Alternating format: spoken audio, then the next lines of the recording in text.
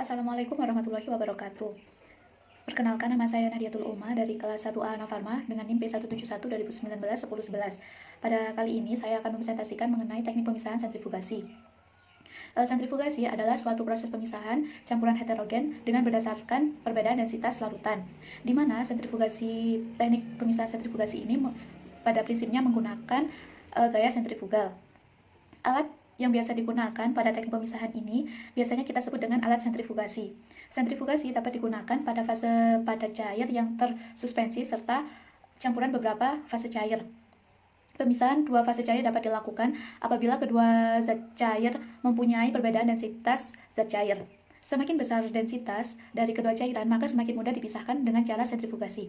Dengan bahasa mudahnya seperti ini, apabila kita mempunyai larutan yang heterogen ataupun suatu campuran padat cair atau suspensi, kita masukkan ke dalam tabung reaksi, kemudian kita masukkan ke dalam alat sentrifugasi.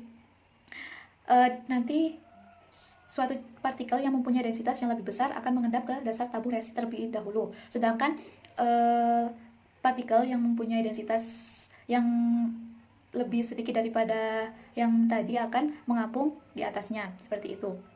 Nah, pada teknik pemisahan sentrifugasi ini, alat dan bahan yang kita gunakan adalah, yang pertama alat yang digunakan yang tentunya ada alat sentrifugasi, penggaris untuk mengukur ketinggian endapan yang diperoleh nanti, kemudian ada rak tabung reaksi, kemudian ada tabung reaksi dan juga batang pengaduk.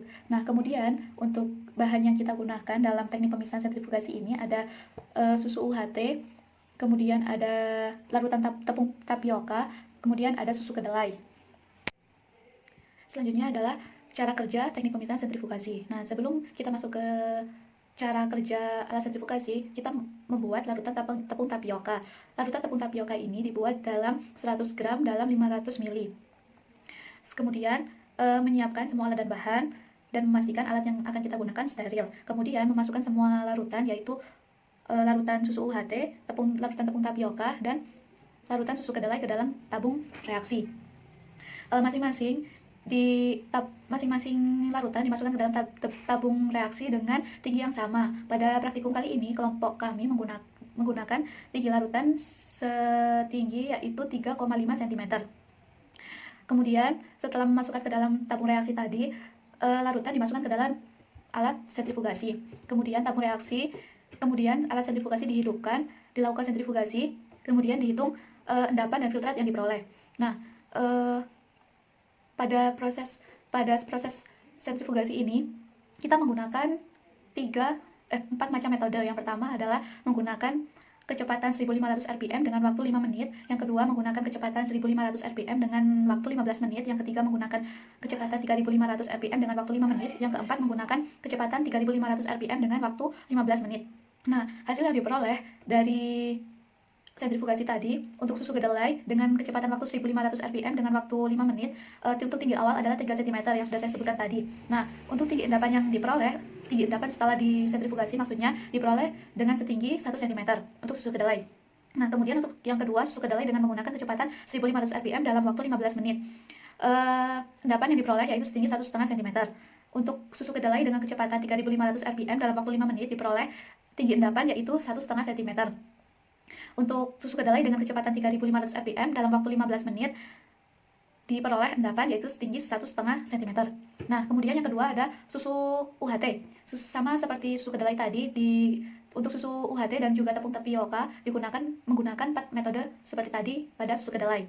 Nah, hasil dari susu UHT dengan kecepatan 1500 rpm dalam waktu 5 menit tidak diperoleh endapan. Nah, begitu juga dalam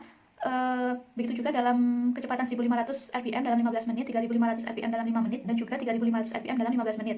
Tidak diperoleh endapan, maksudnya tidak diperoleh itu kita sulit melihat dengan panca indera endapan tersebut. Endapan tersebut dapat kita lihat apabila menggunakan bantuan cahaya.